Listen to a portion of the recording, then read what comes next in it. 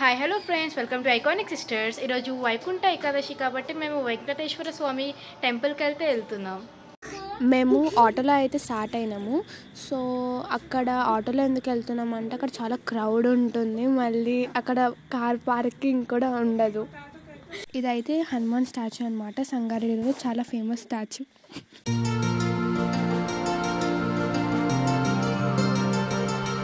పక్కనే Hanuman temple located అయి ఉంది.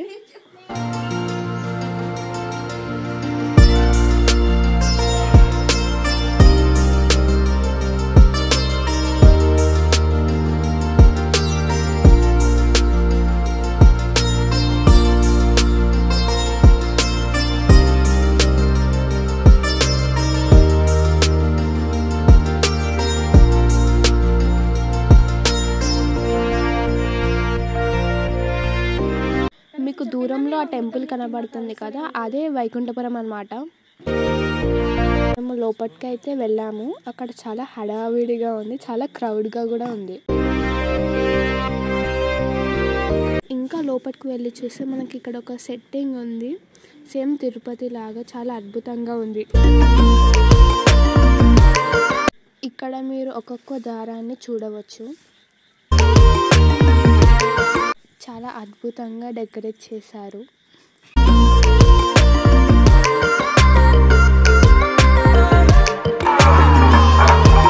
ఇంకా ఇక్కడ 7 ద్వారాలు అయితే అయిపోయాయి. ఇంకా మనం దర్శనానికి వెళ్ళొచ్చు.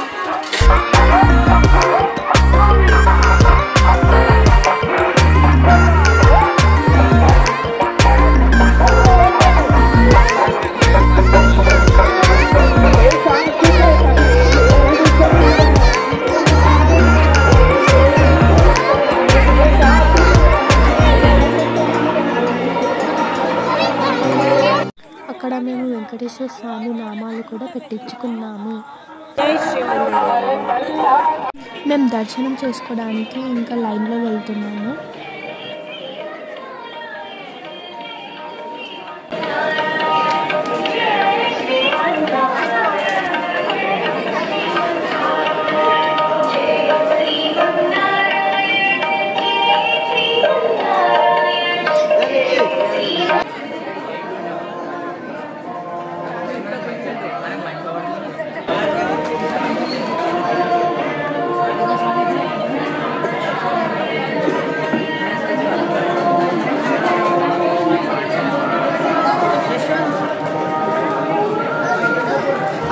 చూడండి ఎంత అందంగా డెకరేట్ చేశారు. మేము విఐపి లైన్లో వెళ్తేనే ఎంత క్రౌడ్గా ఉంది. మేము నార్మల్ లైన్లో వెళ్తుంటే కనుక 5-6 గంటలు ఈజీగా పట్టేది. చూస్తున్నారు కదా భక్తి, ఆ క్రౌడ్, ఎంతమంది జనాలు ఉన్నారు.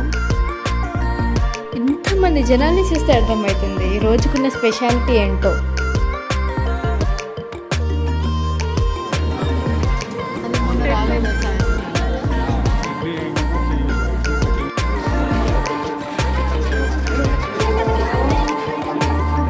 ఇది గర్భగుడి గోపురం. చూడండి ఎంత అందంగా ఉంది. చూస్తుంటే 2 కళ్ళు సరిపోవట్లేదు.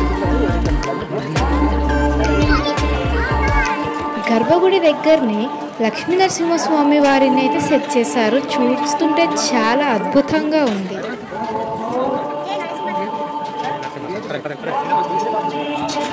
ఇది వచ్చేసి అయితే టెంపుల్ అవుట్లుక్ అన్నమాట.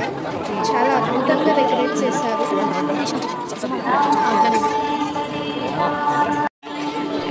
ఎంట్రన్స్ అయితే మనకి శంఖ చక్రాలతో డిజైన్ చేశారు. ఈ సెట్టింగ్ చూస్తే చాలా అద్భుతంగా అనిపిస్తుంది. ఎంట్రన్స్ చూడండి ఎంత గ్రాండ్గా ఉంది.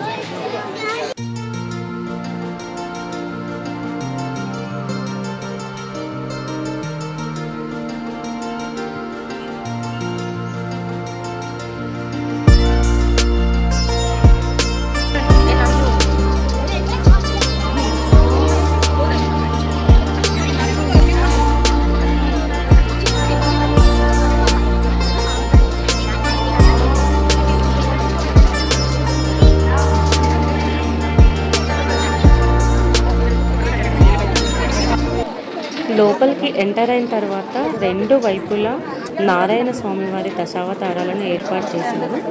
చూడండి ఎంత అద్భుతంగా ఉంది. చూడడానికి 2 కన్నులు సరిపోతాయి.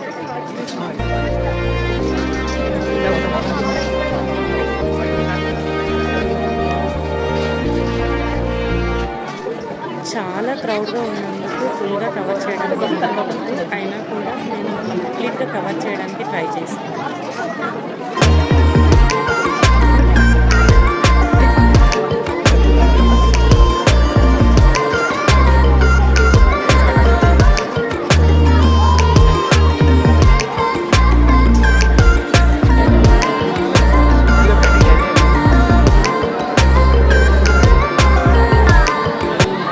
ఇప్పుడు మనం దర్శనానికి సమీపంలో ఉన్నాము. ఇక్కడ నుంచి స్వామివారి దర్శనం ఇంకొక 10 నిమిషాలు జరగబోతుంది. ఇక్కడంతా భక్తుల రద్దీతోని గోవిందనామ స్మరణతోని గుడి ఆలయ ప్రాంగణం మొత్తం పోరెత్తిపోయింది.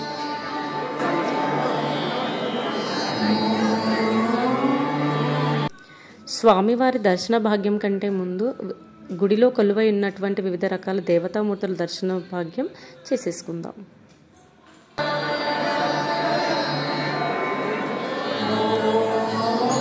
శ్రీమన్నారాయణుడు అంటేనే అలంకార ప్రియుడు. ఇక్కడ చూడండి ఎంత బాగా అలంకారం చేశారు.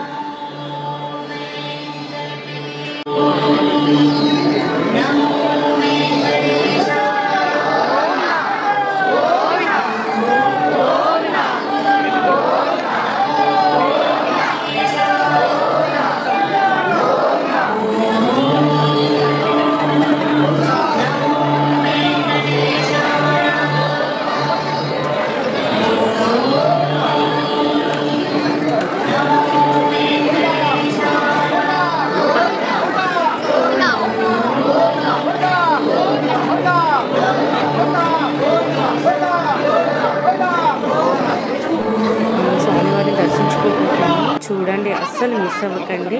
ఇంతసేపు వెయిట్ చేసింది ఈ దర్శన భాగ్యం కోసమే. జై శ్రీమన్నారాయణ, జై శ్రీమన్నారాయణ, జై శ్రీమన్నారాయణ.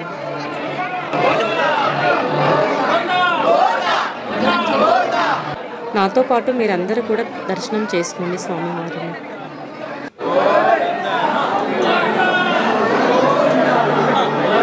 స్వామివారికి అటువైపు ఉన్న దేవతామూర్తులను దర్శించుకున్నాం కదా. ఇప్పుడు స్వామివారి దర్శనం తర్వాత స్వామివారికి ఇంకో వైపున ఉన్న దేవతామూర్తులను కూడా దర్శనం చేసుకుందాం.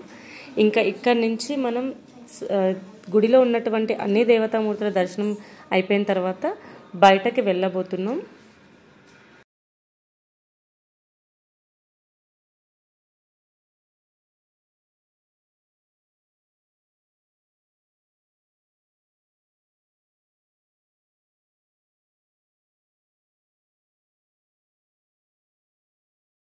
ఇప్పుడు మనం గుడిలో నుంచి బయటకు వెళ్తున్నాం. బయటకు వెళ్ళాక ధ్వజస్తంభం, ఆంజనేయ స్వామి ఇంకా అనంత పద్మనాభ స్వామిని దర్శించుకోవచ్చు.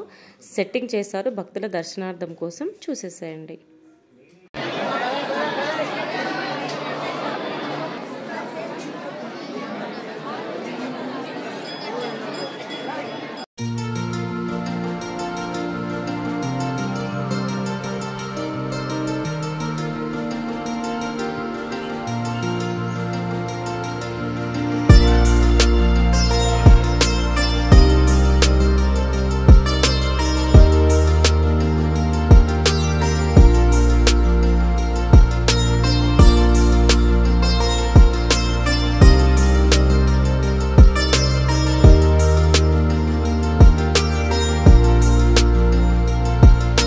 స్వామివారి ఆలయానికి ఎదురుగా ఆంజనేయ స్వామివారు కొలువై ఉన్నారు.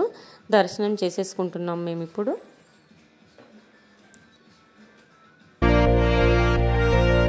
భగవంతుడి దర్శనం తర్వాత మనం ఆసక్తిగా ఎదురు చూసేది ఆ ప్రసాదం కోసమే కదండి. మేమైతే ఇక్కడ ప్రసాదం తీసుకొని తినేస్తున్నాం. ఇక్కడ లడ్డు ప్రసాదంగా ఇచ్చారు, అంటే కొనుక్కొని తీసుకున్నాం.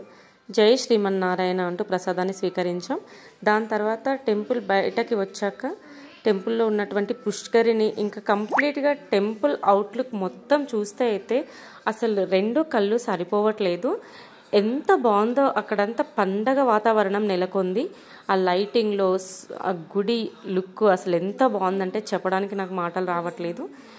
ఇక్కడ భక్తుల కోసం పళ్ళని కూడా విక్రయిస్తున్నారు. భక్తులు దర్శనం తర్వాత ఆకలిగా ఉంటారు కదా, వచ్చి తినడానికి పళ్ళని విక్రయిస్తున్నారు.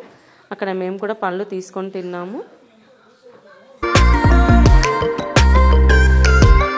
ఇంకా కంప్లీట్గా టెంపుల్ బయటకు వచ్చేసాక ఇవన్నీ టెంపుల్ బయట ఉన్నటువంటి ప్రసాద విక్రయశాలలు, ఇంకా మనకి అవసరమైన ఏమైనా కొనుక్కోవడానికి రకరకాల బండ్లు అంటే షాపులు ఉన్నాయి చూడండి. ఇక్కడ కొన్ని నచ్చినవి ఒక 2-3 ఐటమ్స్ అయితే తీసుకున్నాము. అంతేనండి, దీంతో మన వైకుంఠపురం టెంపుల్ దర్శనం ముగిసింది. స్వామివారి దర్శనం అయితే చాలా బాగా అయింది.